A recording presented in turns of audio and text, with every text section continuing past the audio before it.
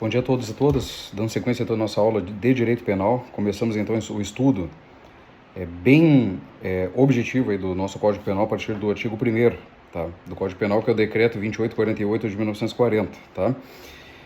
O artigo 1º já fala ali da anterioridade da lei penal, tá? O artigo 1º também tem previsão no artigo 5º da Constituição Federal e diz aí que não há crime sem lei anterior que defina. Essa lei, então, essa anterioridade da lei penal já é uma garantia constitucional lá do artigo 5º, né, um direito fundamental, justamente para que as pessoas não sejam pegas de surpresa aí, com algum ato, né, que seja cometido na sua vida, que daqui a pouco, posteriormente, fosse declarado como crime, né, e aquela pessoa fosse punida de forma retroativa. Tá? Então, esse princípio aqui da anterioridade da lei penal, o que ele prevê que tem que ter uma lei federal feita pelo Congresso Nacional, então pelos deputados e senadores, que tem competência, somente o Congresso, o governo federal pode legislar a União, né, sobre direito penal. Isso é importante que vocês saibam, tá? Porque o Estado, por exemplo, os municípios não podem legislar sobre direito penal, que é justamente para ter uniformidade em todo o país das normas penais. E então essa anterioridade da lei penal visa resguardar aí que pessoas não fossem presas aí por crimes colocados nas leis, somente posteriormente ao ato, né, à ação que eles cometeram ou omissão, tá?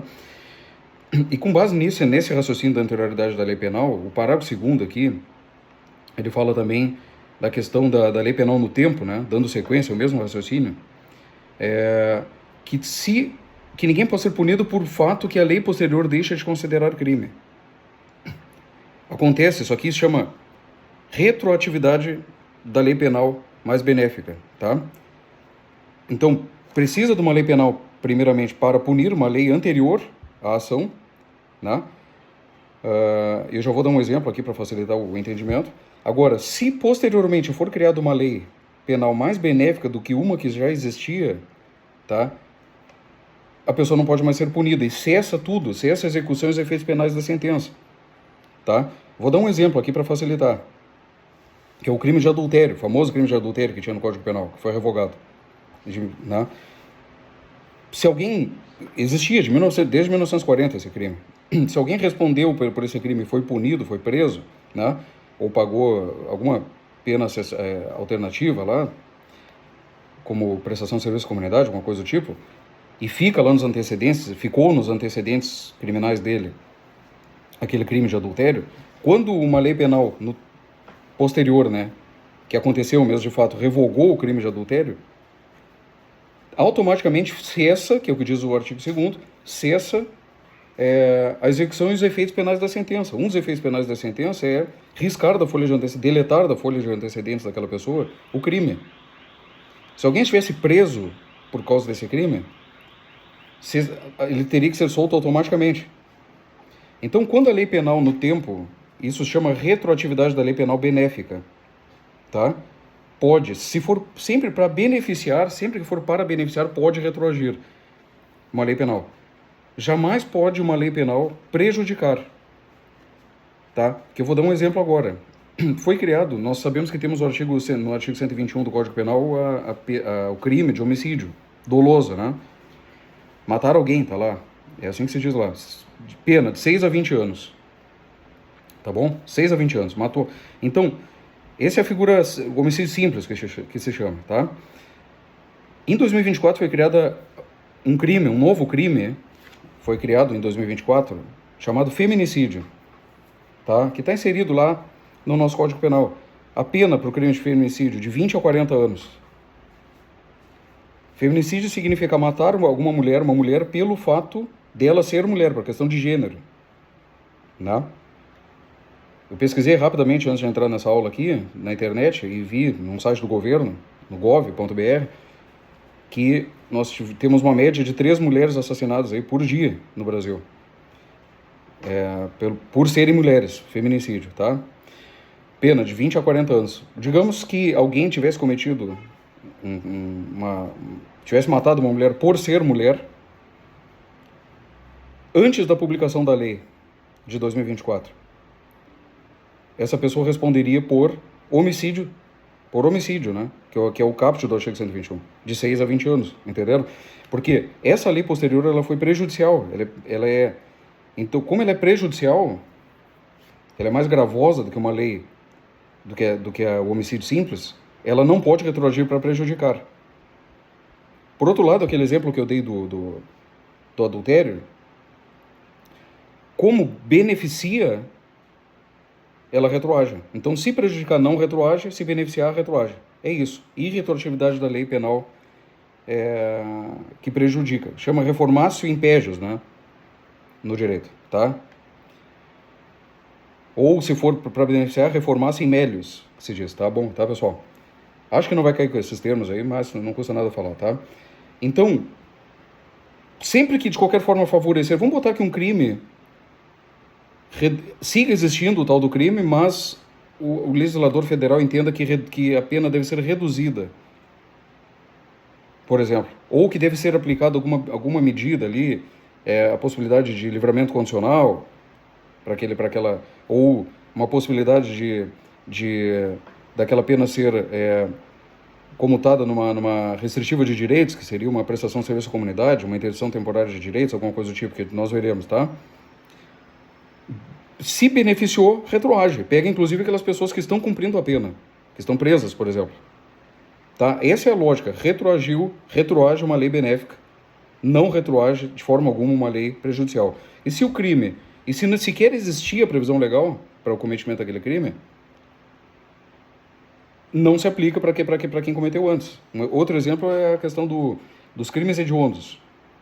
Aquela lei dos crimes hediondos foi criada por causa de um assassinato de uma atriz, lá no passado, década de 90, tá? O cara que matou a atriz ali, que era um ator também, a ele não foi aplicada a lei dos crimes hediondos, porque ele praticou o ato antes da publicação daquela lei dos crimes hediondos, tá bom? Causou muita comoção nacional à época, numa atriz de uma novela, tá? É isso, espero que vocês tenham entendido aí a questão da anterioridade da lei penal no tempo, tá? Lei excepcional temporária são leis que fogem à regra dessa lei penal no tempo, da regra da retroatividade da lei mais benéfica. Tá, pessoal? Diz assim na lei, que é o artigo 3º que eu estou falando aqui, eles aqui, ó.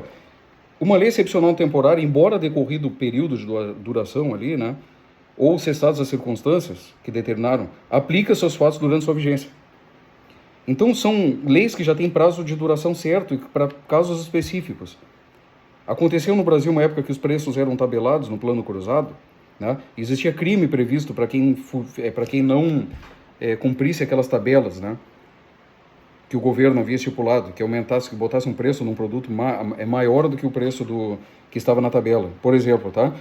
Ou numa circunstância de calamidade pública, por exemplo, que cria-se uma lei lá, por exemplo, uma figura penal lá, com uma pena aumentada, por exemplo, pode ser criada, isso aí é uma lei temporária. Raciocine comigo pelo exemplo anterior, da lei penal no tempo, né? Se fosse pela lógica do artigo anterior, quando essa lei temporária cumprisse o seu prazo, porque ela tem um prazo certo, deveria, pela lógica do artigo anterior, revogar aquele crime. A lei benéfica retroage, então aquele crime não existiria mais. É o exemplo das tabelas que eu falei aqui, dos planos, né? Só que para evitar esse problema, já que foi criada uma tabela específica, aconteceu na Copa do Mundo também, tá? E grandes eventos, né? Como tem um tempo específico, nesse caso especificamente, somente nesses casos da lei excepcional temporária que prorroga no tempo. Mesmo que deixe de considerar crime a partir daquele período, a pessoa segue presa ou não tem nenhum benefício por ter sido revogada aquela pena, porque ela já tem um prazo certo, tá? Lembrem das tabelas lá do plano cruzado, que as pessoas que cometeram aqueles crimes, quando terminou o prazo, elas seguiram sendo punidas por aqueles crimes, mesmo não existindo mais o crime, tá? Tempo do crime, isso aqui é muito importante. Considere-se praticado o crime no momento da ação, isso aqui é o artigo 4º, no momento da ação ou omissão, ainda que outro seja o momento do resultado. O homicídio é o melhor exemplo, tá? O cara, ação ou omissão, tempo do crime, se chama teoria da ação. Tá? Existe também a teoria do resultado, tá? E a teoria da ubiquidade. Aqui a gente está falando o tempo do crime é o tempo da ação, tá? Então, se isso aqui é muito importante para identificar, quando eu era menor de idade ainda, um ato assemelhado ao crime, né, porque menor de idade não pratica crime, porque é inimputável, a ele são aplicadas medidas de segurança do Estatuto da Criança e Adolescente, tá? Mas vamos falar de um homicídio, uma figura assemelhada. Um menor com 17 anos, no último dia no outro dia ele faria aniversário, faz 18. No último dia dele, como menor de idade, ele dá um tiro numa pessoa, tá? E essa pessoa leva 5 dias para morrer. Considera-se praticado o crime no momento da ação, no momento que ele cometeu, que ele deu o disparo. Então a ele será aplicado, mesmo no outro dia ele já sendo maior de idade, e a pessoa que morreu, ele já maior de idade, né? A ele ainda se aplicam as normas do Estatuto da Criança e Adolescente. O crime foi praticado quando ele ainda era menor, tá? Lembra do exemplo do menor de idade que fica fácil o entendimento, tá? Momento da ação ou omissão. Falaremos na sequência, no futuro, sobre crimes omissivos, né? Os crimes por omissão, tá? Então, teoria da ação para o tempo do crime. Territorialidade. Aqui fala...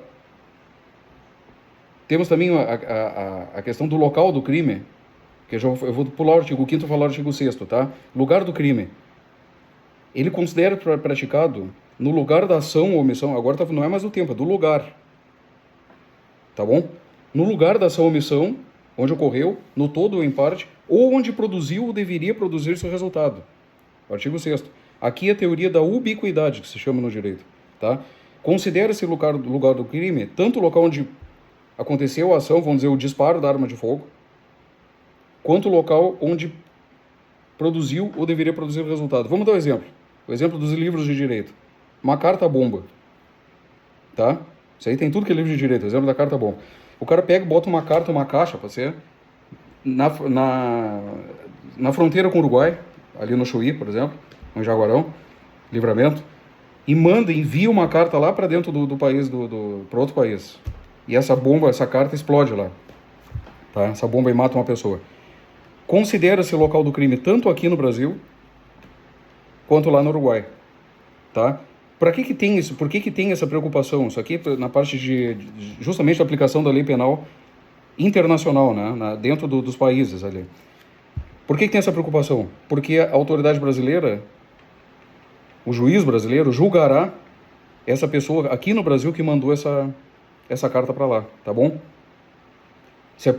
É para isso que teve essa preocupação aqui do local do crime, no nosso direito penal, tá?